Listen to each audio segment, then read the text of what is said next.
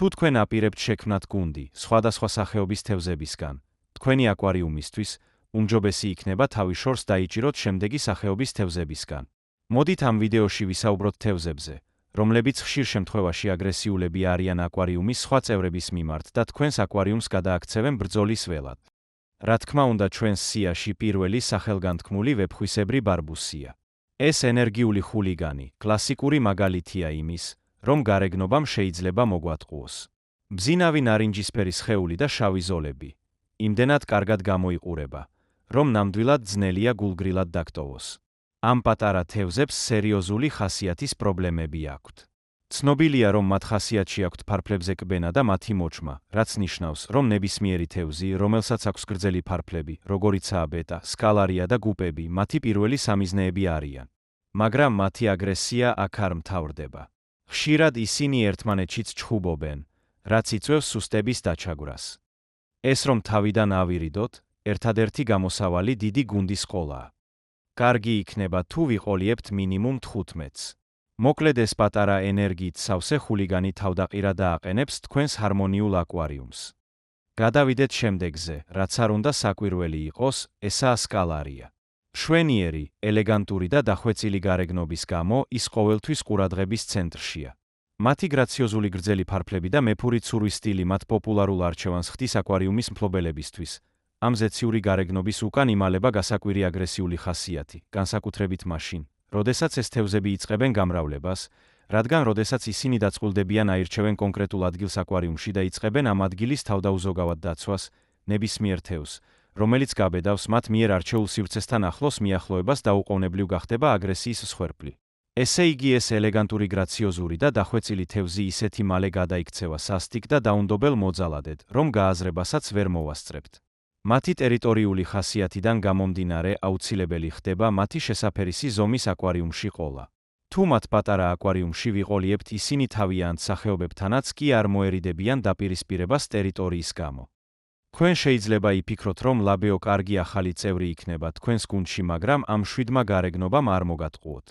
ისინი ცოცხალი წითელი ფარფლებით და მუქი სხეულით ნამდვილად ლამაზად გამოიყურებიან. მაგრამ ეს თევზი, როდესაც თქვენს აკვარიუმში კომფორტულად იგრძნობს თავს, ის მიისაკუთრებს აკვარიუმის ფსკერს და დაეუფლება მას. ლაბეოების ერთ-ერთი ყველაზე დიდი პრობლემა სწორედ მათი ტერიტორიული ბუნებაა. აი რაშია საქმე. ის ქვიშიანი ადგილი, ან სამალავი გამოქვაბული ანდაცქვა, რომელიც ფსკერზე გდია, ლაბეოსთვის წმინდა მიწაა და ნებისმიერი თევზი, რომელიც გაბედავს საზღვრის გადაკვეთას, განსაკუთრებით სხვა ქვედა მცხოვრებლები, როგორიცაა ლოჩები ან კორიადორასები, სწრაფად გახდებიან ძალადობის მსხვერპლნი და გაძევდებიან ამ ტერიტორიიდან. თუ გავითვალისწინებთ რამხელა იზრდება ეს თევზი, აგრესია შეიძლება სერიოზულ პრობლემად გადაიქცეს. თავიდან, სანამ ეს თევზი პატარაა, შეიძლება სულაც არ იყოს აგრესიული, მაგრამ ზრდასთან ერთად იზრდება ამ თევზის აგრესიაც. ასე რომ კარგად დაფიქრდით, სანამ მის შეძენას გადაწყვეტ. ვარდის ბარბები გამოიყურებიან როგორც საყვარელ, უნებელ თევზად. მათი რბილი ვარდისფერი ტონები და ნაზი გარეგნობა მათ პოპულარულ არჩევანს ხდის აკვარიუმის მფლობელებისთვის, მაგრამ ამ რბილი გარეგნობის ქვეშ იმალება ცოტა პრობლემური ხასიათი. დიახ, როგორც მათ ბიძაშვილ ვეფხვისებრ ბარბებს, ისე ამ ვარდის ბარბუსებსაც ახასიათებთ ფარფლების ჭამისკენ მიდრეკილება. ეს ქცევა შეიძლება რეალურ პრობლემად იქცეს, რადგან ფარფლების ჭამა არა მხოლოდ შემაწუხებელია, არამედ რეალურ ზიანსაც აყენებს თქვენს თევზებს. მუდმივმა ფარფლების ჭამამ შეიძლება გამოიწვიოს სტრესი, დაზიანება და გახდეს ინფექციების წარმოქმნის წყარო. ამ ყველაფერს კიდევ უფრო უარეს ხდის პატარა აკვარიუმში მათი ყოლა. ამას დამატებული მათი მცირე რაოდენობით ყოლა და თქვენ მიიღებთ საუკეთესო რეცეპტს ბულინგის და ქაოსის შესაქმნელად. უნდა გავითვალისწინოთ, რომ ბარბები საკმაოდ აქტიური მოცურავეები არიან, რაც ნიშნავს, რომ მათ სივრცე სჭირდებათ. ისინი კარგად ვითარდებიან დიდ აკვარიუმებში, სადაც თავისუფლად შეუძლიათ მოძრაობა. ჩინური ალგეს მჭამელი თევზი არის ერთ-ერთი საუკეთესო მაგალითი მაცდური მარკეტინგის. ეს თევზები დასაწყისში გვევლინებიან, როგორც სასარგებლო, პატარა მწმენდავები, მაგრამ როგორც ისინი იზრდებიან, მათი ქცევა იცვლება უარესობისკენ. ამას დამატებული ის ფაქტი, რომ ისინი დაკისრებულ საქმესაც კი ვერ უმკლავდებიან კარგად. როდესაც ეს თევზები იზრდებიან, ისინი უფრო აგრესიულები ხდებიან, განსაკუთრებით სხვა თევზების მიმართ. ამ თევზების აგრესიის დონე საზღვრებს ცდება. დაუნდობლად აბულინგებენ სხვა სახეობის თევზებს თქვენს აკვარიუმში, სიტუაციას ის ფაქტი ამძიმებს კიდევ უფრო, რომ ამ თევზებს შეუძლიათ დაუზიანონ ლორწოვანი გარსის ფენა სხვა თევზებს, რომელიც ეხმარება თევზებს დაავადებებისა და პარაზიტებისგან დაცვაში.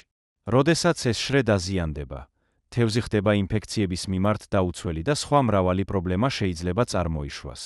ასეთი აგრესიული ქცევა მათ ცუდ არჩევანს ხდის მშვიდობიანი საზოგადოებრივი აკვარიუმებისთვის, სადაც ჰარმონია მნიშვნელოვანია.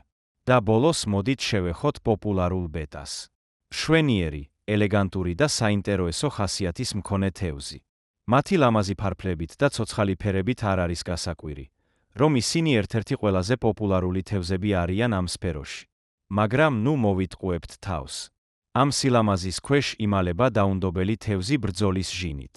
ისინი განსაკუთრებით აგრესიულები არიან სხვა ბეტების მიმართ, ან რაც მათ გავს.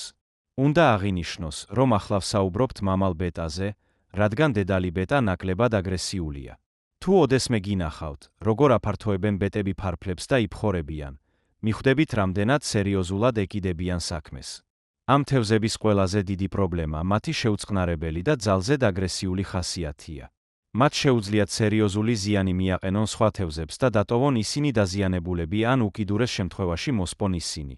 შესაძლოა ეს თევზი საზოგადოებრივ აკვარიუმში ვიყოლიოთ, მაგრამ ამისთვის მას უნდა შევუქმნათ იდეალური პირობები, რაც ნამდვილად არ იქნება მარტივი. მიუხედავად ამისა, 100%-ით მაინც ვერ ვიქნებით დაზღბეულები. ამიტომ საუკეთესო ვარიანტი ამ თევზის განცალკევებით ყოლაა. დღეისთვის სულ ეს იყო, იმედი მაქვს ეს ინფორმაცია გამოგადგებათ. თუ მოგეწონათ, დალაიქეთ ვიდეო და გამოიწერეთ არხი.